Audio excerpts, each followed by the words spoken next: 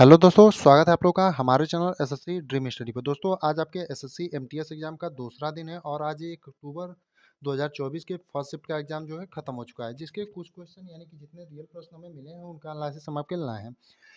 दोस्तों आप लोगों को करना क्या है, चैनल को सब्सक्राइब कर लेना है और वीडियो को लाइक करना है और वीडियो को ज़्यादा से ज़्यादा शेयर करना है, यानी कि आप लोगों को अपना पूरा सहयोग दिखाइए। वीडियो को लाइक करिए और चैनल को सब्सक्राइब करिए। ऐसे ही एमटीएस के सभी शिफ्टों का एनालिसिस हम आपके लिए रोज लाते रहेंगे। आइए देखते हैं किस प्रकार के क्वेश्चन जो हैं आज 1 अक्टूबर के पहले शिफ्ट में पूछे गए थे। आज का पहला जो प्रश्न है ये है कि सौरव गांगुली ने किस पिच पर टी शर्ट फहराई थी। यानी आपने देखा होगा सौरव गांगुली, अगर पुराने तस्वीर में देखा होगा कभी, सौरव गांगुली ने जो है इंग्लैंड के खिलाफ एक सीरीज हुई थी, उसमें भारत जब जीता था, लॉर्ड्स का ग्राउंड था वो, 2002 में भारत ने जब जीता था, तो वहाँ पर जो है टी शर्ट बालकनी से, जो ग्राउंड का बालकनी होता है वहाँ से उन्होंने टी शर्ट फहराई थी। तो जो आपका सही उत्तर होगा, सौरव गांगुली ने किस पिच पर टी शर्ट फहराई थी, तो आपका लॉर्ड्स के ग्राउंड पर। और कब फहराया था, अगर पूछ दे आपसे, 2002 में। यानी कि आपसे थोड़ा अटपटा टाइप का क्वेश्चन पूछा था कि सौरव गांगुली ने किस पिच पर टी शर्ट फहराई थी, तो आपका लॉर्ड्स में और 2002 में। अगला क्वेश्चन था घोड़े मोदनी नृत्य किस राज्य का है। यानी जो घोड़े मोदनी नृत्य है ये किस राज्य का है, ये क्वेश्चन आपसे पूछा था। तो जो घोड़े मोदनी नृत्य है वो किस राज्य का है, तो आपका गोवा का है। यानी आपका जो सही उत्तर होगा वो गोवा होगा।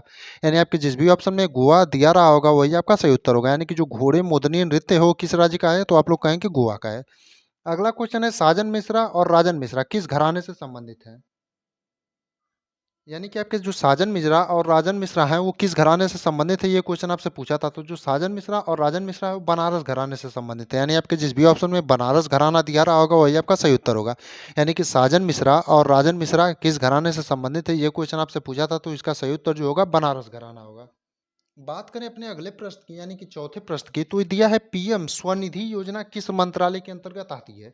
यानी जो पीएम स्वनिधि योजना है वो किस मंत्रालय के अंतर्गत आती है, ये क्वेश्चन आपसे पूछा था। तो जो आपकी पीएम स्वनिधि योजना है वो किस मंत्रालय के अंतर्गत आती है, तो शहरी आवास मंत्रालय के अंतर्गत, यानी शहरी आवासीय मंत्रालय के अंतर्गत जो आपकी है पीएम स्वनिधि योजना आती है। यानी आपके जिस भी ऑप्शन में शहरी आवास मंत्रालय दिया रहा होगा वही आपका सही उत्तर होगा।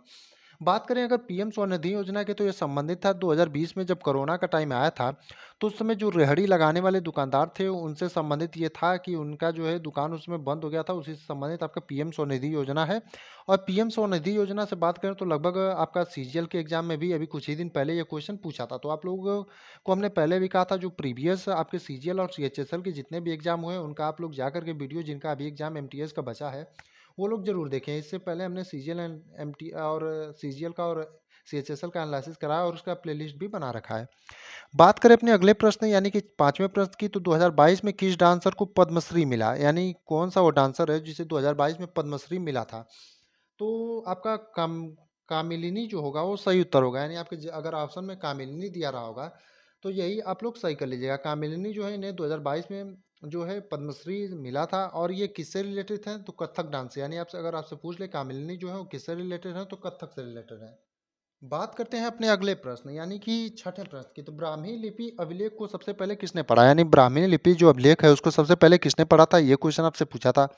तो जो ब्राह्मी लिपि अभिलेख है, यानी ब्राह्मी लिपि अभिलेख जो है उसे सबसे पहले जेम्स प्रिसेप ने पढ़ा था। यानी जो आपका सही उत्तर होगा वो जेम्स प्रिसेप होगा। यानी कि अगर आपके जिस भी ऑप्शन में जेम्स प्रिसेप दिया रहा होगा वही आपका सही उत्तर होगा। अगर आपसे पूछ दे जेम्स प्रिसेप ने पहली बार ब्राह्मी लिपि अभिलेख कब पढ़ा था, तो 1837 में। अगर सन पूछ दे तो आपका 1837 हो जाएगा, लेकिन आपसे पूछा था ब्राह्मणी लिपि अभिलेख को सबसे पहले किसने पढ़ा था, तो आपका जेम्स प्रिसेप ने पढ़ा था। अगला क्वेश्चन है सातवां, वयस्क मताधिकार की उम्र क्या है। यानी वयस्क मताधिकार जो होता है उसकी उम्र क्या होती है, तो वयस्क मताधिकार की जो आपकी उम्र होती है वो 18 वर्ष होती है। यानी आपके जिस भी ऑप्शन में 18 वर्ष दिया रहा होगा वही आपका सही उत्तर होगा। यानी कि वयस्क मताधिकार की जो उम्र होती है वो क्या होती है, तो आप लोग कहेंगे 18 वर्ष। बात करें अपने अगले क्वेश्चन की, तो ये भी बहुत थोड़ा सा अटपटा क्वेश्चन था। आईसीसी टी20 वर्ल्ड कप 2021 में भारतीय रेफरी कौन थे। यानी आईसीसी जो टी20 वर्ल्ड कप 2021 हुआ था उसमें भारत की तरफ से रेफरी कौन थे, यानी भारतीय रेफरी कौन थे, ये क्वेश्चन आपसे पूछा था। तो जो इसका सही उत्तर होगा जवागल श्रीनाथ। यानी आपके जिस भी ऑप्शन में जवागल श्रीनाथ दिया रहा होगा वही आपका सही उत्तर होगा। यानी भारत आईसीसी टी20 वर्ल्ड कप 2021 में भारतीय रेफरी कौन थे, जवागल श्रीनाथ थे। बात करें अगले यानी 9वें क्वेश्चन की, तो अनुच्छेद 112 किससे संबंधित है। यानी अनुच्छेद जो 112 है उसका संबंध किससे है, या अनुच्छेद 112 किससे संबंधित अगर ये क्वेश्चन पूछा हो, क्योंकि क्वेश्चन जो है थोड़े-मोड़े इधर-उधर हो सकते हैं। हमने पहले भी सभी शिफ्टों के जब भी एनालिसिस कराते हैं तो क्वेश्चन का जो लैंग्वेज है इधर-उधर थोड़ा-मोड़ा हो सकता है, क्योंकि आपके बताने के हिसाब से जो हम लिखते हैं तो थोड़ा-मोड़ा लैंग्वेज इधर-उधर हो सकता है, बाकी क्वेश्चन वही रहते हैं।